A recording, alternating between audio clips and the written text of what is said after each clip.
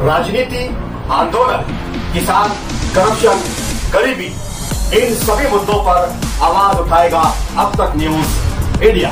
सत्ता के आगे जब भी सवाल कमजोर पड़ने लग जाए तो सवाल उठाने पड़ते हैं। बोल के लफ्ज आजाद है तेरे, बोल के सच जिंदा है अब तक।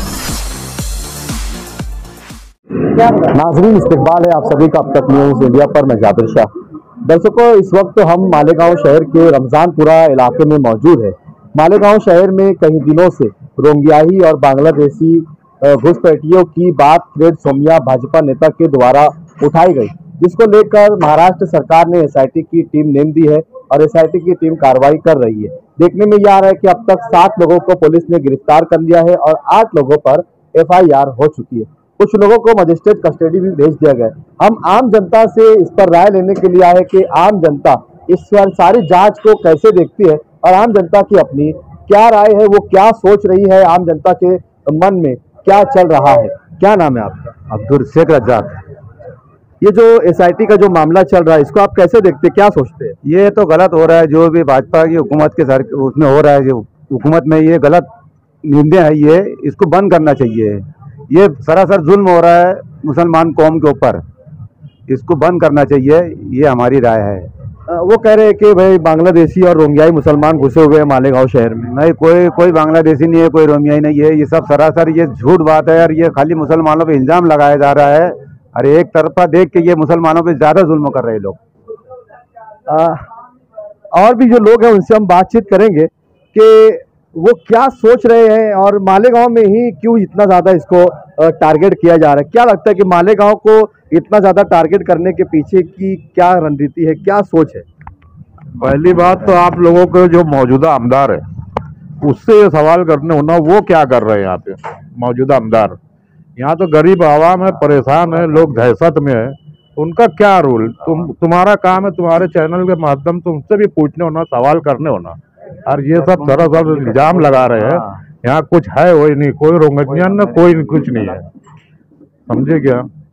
माइनॉरिटी डिफेंस कमेटी उसके ऊपर मतलब काम कर रही है। माइनॉरिटी डिफेंस कमेटी काम कर रही है, लेकिन उसके ऊपर इस तरीके की राय भी आ रही है कि आगे कॉरपोरेशन के चुनाव है, वो लोग अपनी सियासत के लिए ये कर रहे हैं और इनको लाया ही इन लोगों ने गया। इस तरीके का इल्जाम MLA मौसूफ की ओर से, मुफ्ती इस्माइल की ओर से लगाया गया।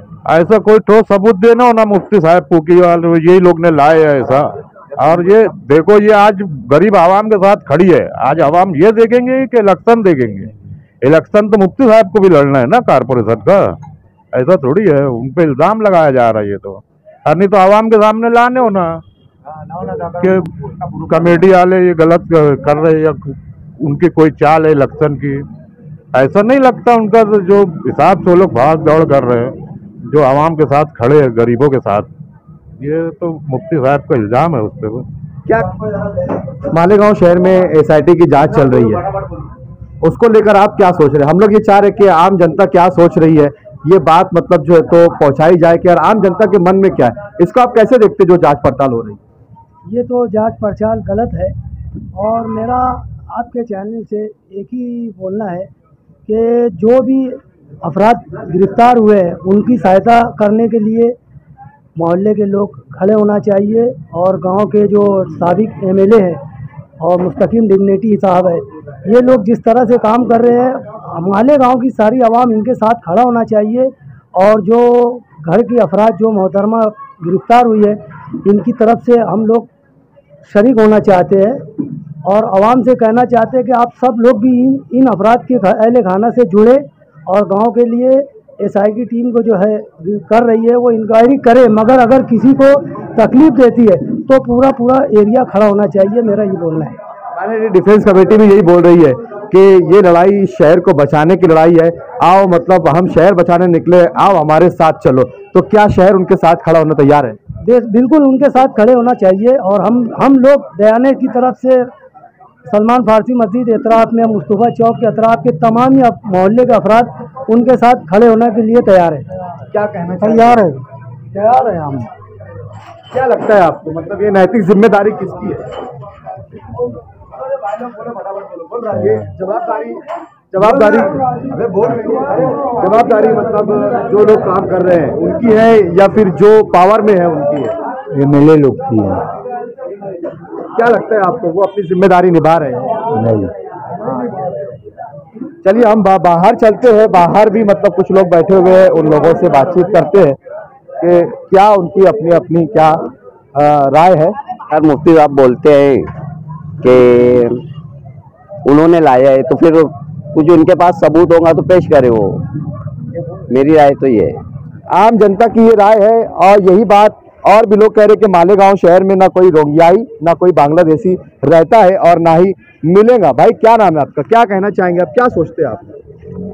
सोचते तो कुछ नहीं है और ऐसा कुछ है भी नहीं कि यार अपने यहाँ रोंगियाई मुसलमान है, इसमें तो कोई दो राय नहीं है। और ऐसा है तो फिर साबित करो उसको। और जो बोल रहे हैं कि यार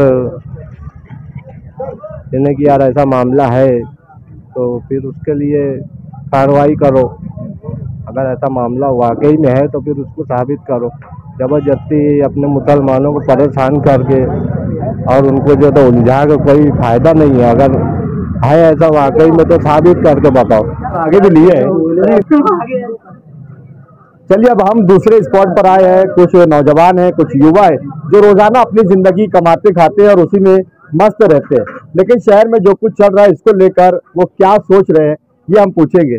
क्या सोच रहे हैं आप लोग, मतलब जिस तरीके से बातें चल रही है, यूट्यूब चैनलों पर, अखबारों में खबरें आ रही है कि कुछ बांग्लादेशी और रोंगियाई लोगों पर कार्रवाई हो रही है, क्या आपको लगता है कि मालेगांव में कुछ रोंगियाई और बांग्लादेशी रहते हैं? मेरे को तो ऐसा कुछ लगता नहीं है। फिर भी जो जैसे जो बाहर का है तो बाहर ही रहना चाहिए, जैसे जो बाहर का है वो बाहर ही रहना चाहिए, जो यहाँ का है वो यहीं रहना चाहिए। हम देख रहे हैं कि मालेगांव शहर में SIT की टीम जांच पड़ताल कर रही है कि मालेगांव में बात किरीट सोमैया जो BJP के नेता है उन्होंने बोले कि मालेगांव में रोंगियाई और बांग्लादेशी मुसलमान आके बस गए और उन लोगों ने यहाँ के दाखिले बना लिए। उसको लेकर अभी तक 7 लोगों को पुलिस ने गिरफ्तार कर लिया और 8 लोगों पर FIR हो गई। तो हम चाह रहे हैं कि आम जनता, नौजवान क्या सोचते हैं और वो क्या उनके मन में क्या है, वो क्या कह रहे हैं। सबसे पहले तो हमारे यहाँ का लीडर ही सही नहीं है, जो मालेगांव के लोग ने चुन के दिए, जो मुफ्ती इस्माइल साहब। आज शेख आसिफ साहब हमारे साथ खड़े हैं, बस गलती मालेगांव लोग ये है कि कभी अच्छा लीडर उन्होंने चुना ही नहीं। जो इतनी मुसीबत गाँव के ऊपर आती है उसकी वजह है कि गाँव में लीडर ही नहीं है सही। अगर लीडर सही रहता तो शायद ये मुसीबत नहीं आती। बस इतना ही कहना है मेरे को। ये मुसीबत जो आई है, क्या आप क्या सोचते हैं मुसीबत मालेगांव पर क्यों आई है? क्यों आई है बोले तो मालेगांव के अंदर कोई बोलने वाला ही नहीं है। सबसे बड़ा मतलब तो बोलने वाला है ही नहीं। और दूसरी बात, हम लोग जो पढ़े लिखे नहीं है, सबसे बड़ी कमी वो है। क्या लगता है, कितने सहमत है आप इनकी बात से कि लीडरशिप कमजोर है इसीलिए मालेगांव शहर पर इस तरीके के मामला आते हैं? सही बात है। क्या होना क्या चाहिए, आप क्या सोचते हैं? होना ये चाहिए कि जैसे अपने शहर में आज तक कभी ये मामला ऐसे हुए नहीं है और ना कभी उड़े हैं, तो ये आज जो उड़ रहे हैं तो ये कहीं ना कहीं कुछ खींचा तानी का जो मसला है उसकी वजह से ये बात उठ रही है।